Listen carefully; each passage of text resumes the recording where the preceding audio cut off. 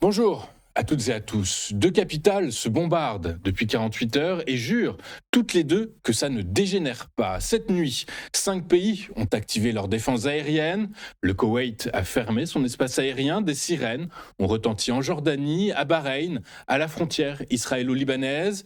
Et c'est la définition d'un cessez-le-feu selon Donald Trump, le cessez-le-feu le plus contourné de l'histoire. Et pendant ce temps, des pétroliers traversent le détroit d'Ormuz, lumière éteinte sous couverture américaine tacite, parce que personne n'a signé d'accord, mais que le monde a quand même besoin de pétrole. Et si le baril ne coûte pas 200 dollars aujourd'hui, c'est parce que la Chine a silencieusement cessé d'acheter 3 millions de barils par jour évaporés des marchés, sans communiquer, sans conférence de presse.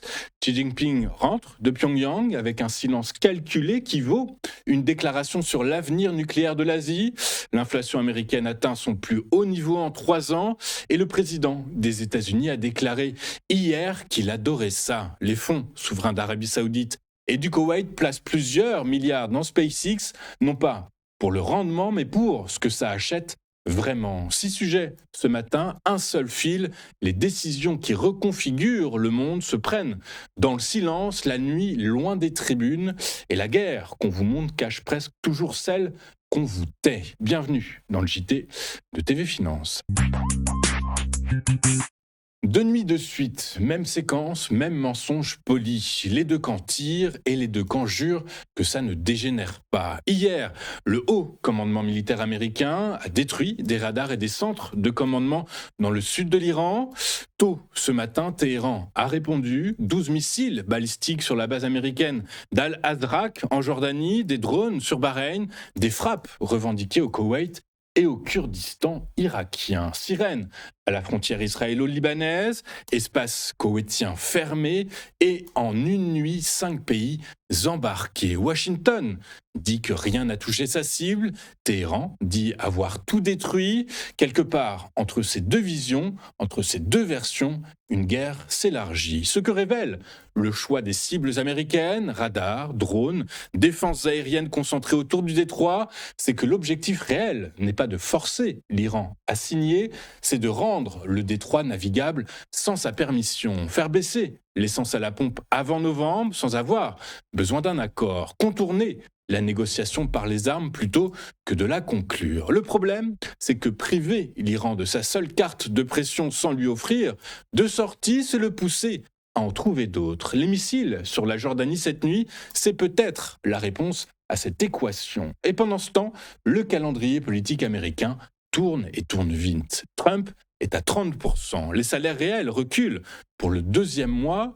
Il a besoin d'un accord visible, rapide, vendable. Et Téhéran le sait. Et selon plusieurs analystes, c'est précisément pour ça que Téhéran traîne. Chaque bombe américaine supplémentaire dit à l'Iran que Washington est plus pressé qu'eux. Et dans cette guerre, le plus impatient n'est pas celui qui frappe le plus fort, c'est celui qui a des élections dans 5 mois. Et Téhéran a parfaitement compris que le temps, pour l'instant, joue en sa faveur. Ce conflit, on le suit sur les cartes militaires, les frappes, les missiles, les communiqués contradictoires, mais il se joue aussi ailleurs, la nuit, sur les eaux du Golfe, là où le pétrole mondial cherche une sortie que personne n'a voulu avoir ouverte.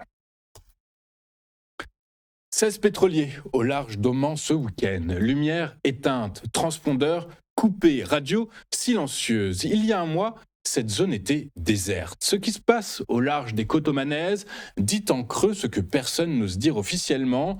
Le détroit d'Ormuz, fermé depuis le 28 février, laisse passer du pétrole, pas par la grande porte, mais par une brèche organisée, nocturne, coordonnée entre États. Le mécanisme est désormais documenté. Les producteurs du Golfe, Koweït, Émirats arabes unis, utilisent leurs propres navires d'État pour traverser le détroit de nuit sans signal, sans trace. Une fois sortis des eaux dangereuses, ils transbordent leur cargaison sur des pétroliers commerciaux qui acheminent le brut vers l'Asie. Les satellites européens du programme Copernicus ont photographié 12 de ces opérations pour la seule journée du 6 juin. Le résultat est là. Environ 2 millions de barils quittent encore chaque jour le golfe Persique, bien en dessous des niveaux d'avant-guerre. Le détroit, je vous le rappelle, acheminait normalement un 5e de l'approvisionnement mondial, mais suffisant pour éviter le pire. Les prix ont reculé de près de 30% par rapport à leur pic, ce qui rend la situation fragile. C'est précisément son caractère invisible. Ce ne sont pas des négociations, pas un accord, pas une trêve formelle sur les hydrocarbures, ce sont des gouvernements arabes qui naviguent clandestinement sous le nez de l'Iran, avec une couverture américaine tacite que Washington ne confirme pas mais ne dément pas non plus. Donald Trump a reconnu hier avoir secrètement escorté 200 navires à travers le détroit au cours du mois écoulé, 100 millions de barils, sans conférence de presse, sans traité, sans vote au Congrès. Eh bien, il faut retenir une chose, le marché pétrolier mondial tient grâce à une opération que personne n'avoue officiellement. Ce n'est pas une solution, c'est un fil. Et cette nuit, des missiles iraniens ont atterri en Jordanie. Ces pétroliers fantômes expliquent une partie du puzzle, mais il n'explique pas tout. Si le baril tourne autour de 90 dollars plutôt que de 150, voire même 200 dollars, il y a une autre raison, et elle vient de Pékin, non pas de ce que la Chine a fait, mais de ce qu'elle a arrêté de faire. 3 millions de barils chaque jour, depuis le début de la guerre, 3 millions de barils que la Chine n'achète plus. L'équivalent de la consommation quotidienne cumulée de la France et de l'Italie, évaporée des marchés mondiaux silencieusement, sans conférence de presse ni communiqué de Pékin. C'est le secret le mieux gardé de cette crise énergétique. On parle des pétroliers fantômes du Golfe, de la couverture américaine, des satellites Copernicus qui photographient les transbordements nocturnes, mais la vraie raison pour laquelle le baril de Brent tourne autour de 95 dollars plutôt de 150 ou de 200 dollars, comme le prédisaient tous les analystes au début du conflit, eh bien, c'est Pékin. Et Pékin n'a rien fait de spectaculaire. Il a juste arrêté d'acheter. Le mécanisme est précis. Les Chinois prennent le train plutôt que l'avion. Ils rechargent leurs véhicules électriques, 15 millions par jour sur les autoroutes en mai, en hausse de 33% sur un an. Les raffineries tournent à 10 points de moins qu'avant-guerre.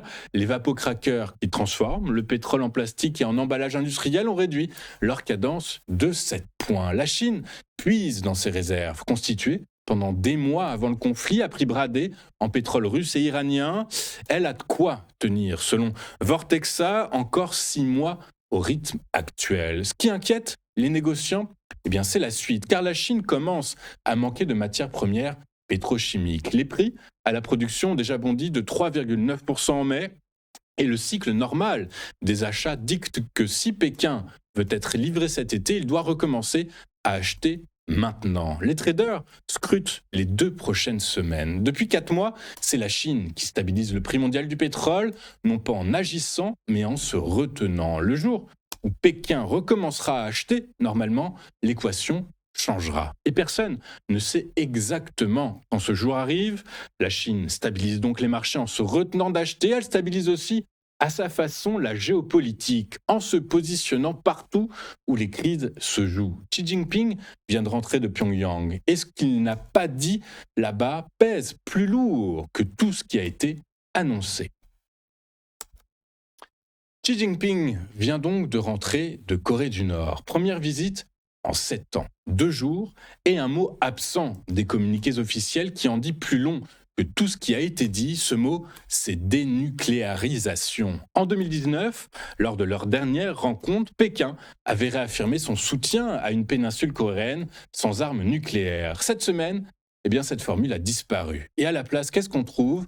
Renforcement des échanges militaires, coordination stratégique, coopération dans les sciences et technologies. Kim Jong-un a inspecté une usine de production de matières premières nucléaires militaires quelques jours avant l'arrivée de Xi. Xi n'a pas commenté. Ce silence est une décision politique. Il signifie que Pékin accepte tacitement, c'est-à-dire sans le dire, eh bien que la Corée du Nord devienne une puissance nucléaire de fait.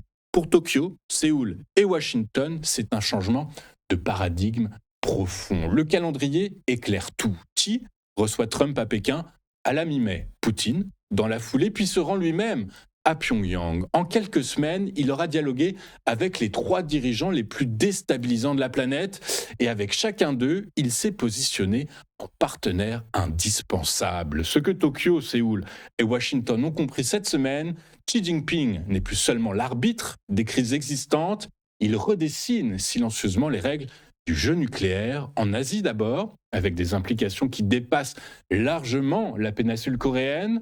Trump veut relancer le dialogue avec Kim, qui vient de lui rappeler que pour parler à Pyongyang, il faudra d'abord parler à Pékin. Xi Jinping redessine silencieusement la géographie nucléaire en Asie.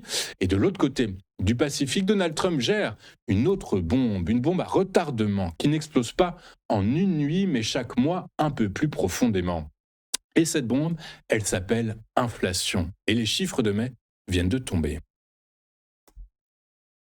Le chiffre est donc tombé hier, mercredi 10 juin 2026. Tenez-vous bien, 4,2% d'inflation annuelle en mai aux États-Unis, soit le niveau le plus élevé depuis avril 2023, conforme aux prévisions, mauvais quand même. L'énergie explique tout. Elle représente à elle seule 60% de la hausse mensuelle.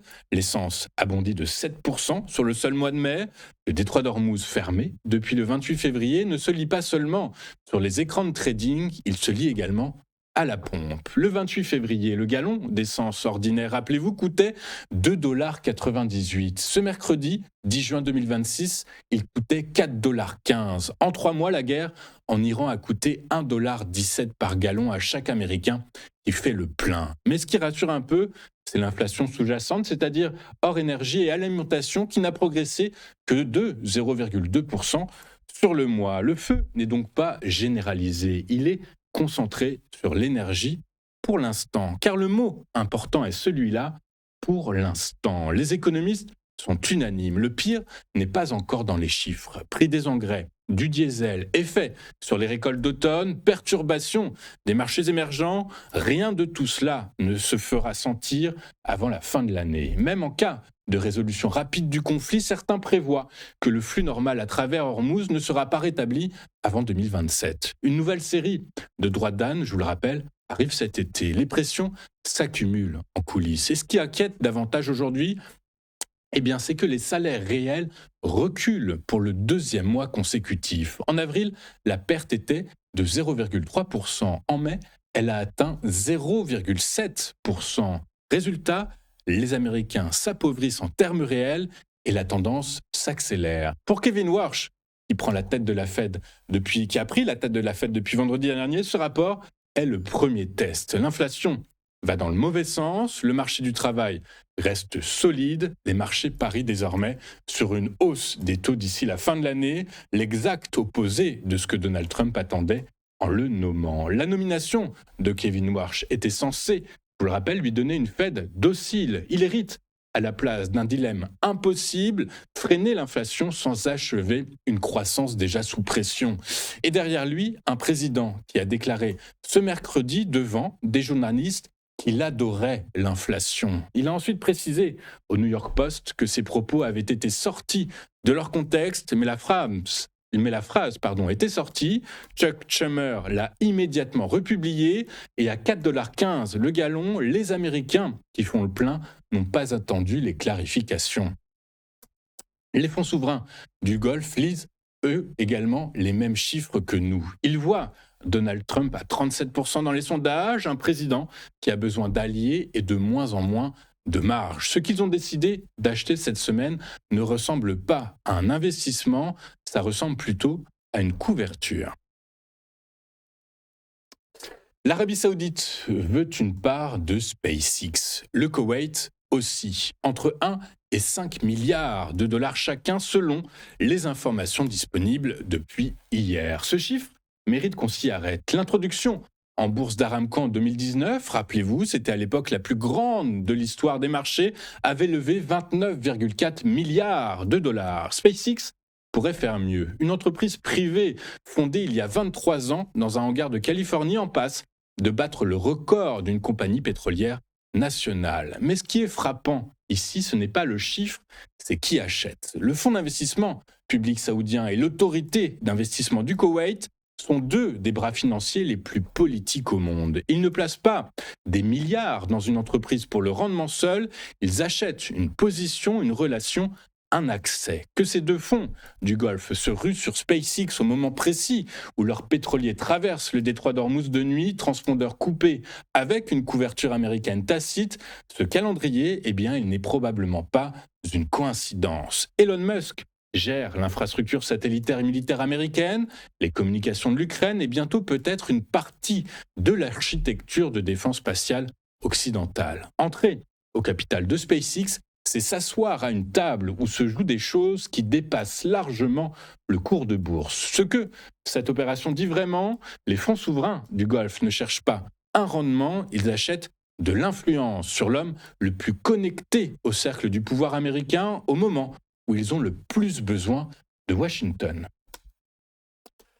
Avant de faire un point sur les performances des principaux actifs mondiaux, regardons ce à quoi les investisseurs seront attentifs. Et aujourd'hui, les marchés seront tournés au-delà de la géopolitique, puisque je vous le rappelle, l'Iran et les États-Unis se sont envoyés mutuellement des missiles sur leurs intérêts stratégiques respectifs pour la deuxième nuit consécutive. On attend de voir quel va être le déroulé aujourd'hui. Pour l'instant, pas de communiqué de presse, donc on s'attend à ce que bien tout cela continue. Preuve en est, les cours du pétrole qui sont plutôt tirés vers le haut actuellement, mais sinon au-delà de la géopolitique, eh bien, c'est la politique monétaire qui sera au cœur des têtes des investisseurs et des financiers, puisque la Banque Centrale Européenne rendra sa conclusion de stratégie politique monétaire pour le mois de juin, et d'après tous les analystes, c'est une hausse des taux qui devrait être privilégiée, le taux de dépôt passant ainsi de 2 à 2,25%. Jetons à présent un coup d'œil sur les réactions des grandes places financières mondiales lors de la séance d'hier. Et les bourses européennes ont terminé en ordre dispersé dans un climat de forte nervosité entre tensions géopolitiques au Moyen-Orient et attente des annonces de la Banque Centrale Européenne. À Paris, le CAC 40 a reculé de 0,51%, tandis que le DAX a perdu 0,88%. Londres a résisté, gagnant 0,27% grâce au soutien des valeurs énergétiques. L'Eurostoxx 50 a cédé 0,66%. Les investisseurs restent prudents avant la décision de politique monétaire de la Banque centrale européenne, alors que la remontée des cours du pétrole et la tension sur les rendements obligataires alimentent les inquiétudes. Wall Street, de son côté, a nettement reculé hier, mercredi 10 juin, pénalisé par le regain des tensions entre Washington et Téhéran et par la poursuite de la correction des valeurs technologiques. Le Dow Jones a perdu 1,87%, le S&P 500 1,62%. Et le Nasdaq a abandonné près de 2%. Les semi-conducteurs ont particulièrement souffert, tandis que le VIX, l'indice de la volatilité, de la peur, a poursuivi lui sa hausse. Les investisseurs s'inquiètent à la fois des risques géopolitiques, de valorisation jugés élevés dans la tech et de la perspective de taux durablement élevés.